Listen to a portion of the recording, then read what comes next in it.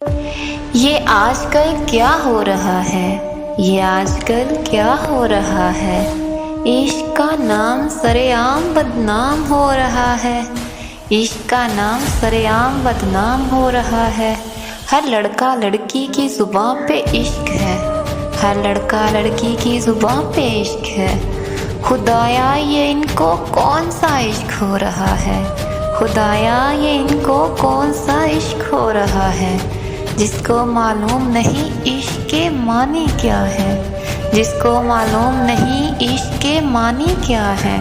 वो कहते हैं इश्क हम ही से शुरू हो रहा है, वो कहते हैं इश्क हम ही से शुरू हो रहा है।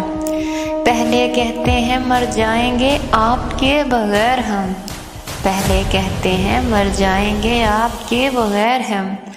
मोहब्बत किसी और से, शादी किसी और से, ये इश्क का अंजाम हो रहा है, ये इश्क का अंजाम हो रहा है।